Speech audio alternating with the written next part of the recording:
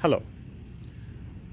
Welcome to chapter 9 of Shri Bhagavad Gita, the most confidential knowledge.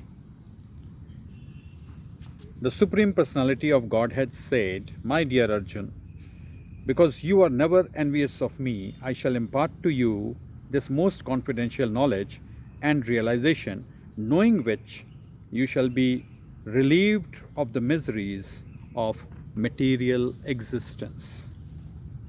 This knowledge is the king of education, the most secret of all secrets. It is the purest knowledge, and because it gives direct perception of the self by realization, it is the perfection of religion. It is everlasting and it is joyfully performed.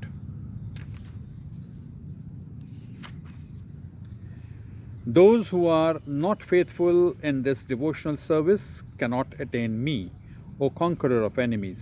Therefore, they return to the path of birth and death in this material world. By me, in my unmanifested form, this entire universe is pervaded. All beings are in me, but I am not in them. And yet everything that is created does not rest in me. Behold my mystic opulence. Although I am the maintainer of all living entities, and although I am everywhere, I am not a part of this cosmic manifestation, for myself is the very source of creation. Understand that as the mighty wind blowing everywhere rests always in the sky, all created beings rest in me. O son of Kunti, at the end of the millennium, all material manifestations enter into my nature, and at the beginning of another millennium, by my potency, I create them again. The whole cosmic order is under me.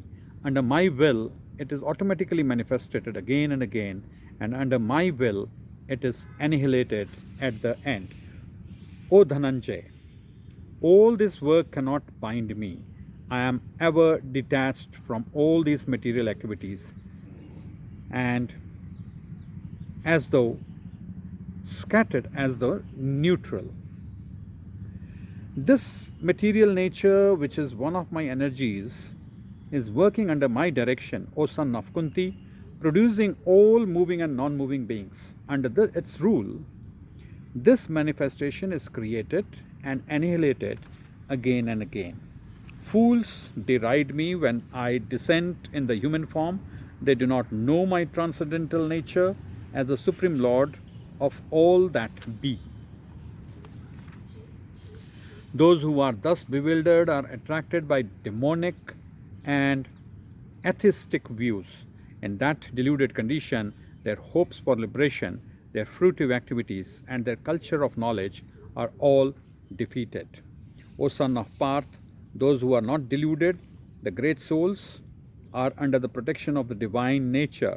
They are fully engaged in devotional service because they know me as the Supreme Personality of Godhead, original and inexhaustible, always chanting my glories, endeavoring with great determination, bowing down before me. These great souls perpetually worship me with devotion. Others who engage in sacrifice by the cultivation of knowledge worship the Supreme Lord as the one without a second, as diverse in many and in the universal form. But it is I who am the ritual, I the sacrifice, the offering to the ancestors, the healing herb, the transcendental chant. I am the butter and the fire and the offering. Ape tula ape toltaraji, ape tolanhara. He himself is the balance. He himself is the weight.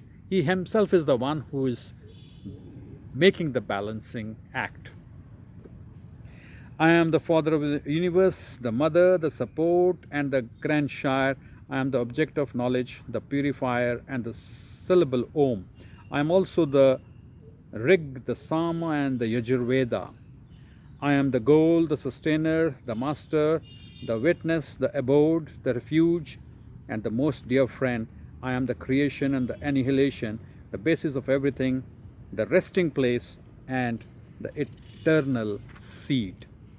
O Arjun, I give heat and I withhold and send forth the rain. I am immortality and I am also death personified. Both spirit and matter are in me. Those who study the Vedas and drink the Soma juice, seeking the heavenly planets, worship me indirectly. Purified of sinful reactions, they take birth on the pious heavenly planet of Indra, where they enjoy godly delight. When they have thus enjoyed vast heavenly sense pleasure and the results of their pious activities are exhausted, they return to this mortal planet again. Thus, those who seek sense enjoyment by adhering to the principles of the three Vedas achieve only repeated birth and death. But those who always worship me with exclusive devotion, meditating on my transcendental form, to them I carry what they lack and I preserve what they have. Those who are devotees of other gods and who worship them with faith actually worship only me, O son of Kunti, but they do so in a wrong way. I am the only enjoyer and master of all sacrifices. Therefore, those who do not recognize my true transcendental nature fall down. Those who worship the demigods will take birth among the demigods. Those who worship the ancestors go to the ancestors. Those who worship ghosts and spirits will take birth among such beings, and those who worship me will live with me. If one offers me with love and devotion a leaf, a flower, a fruit, or water, I will accept it.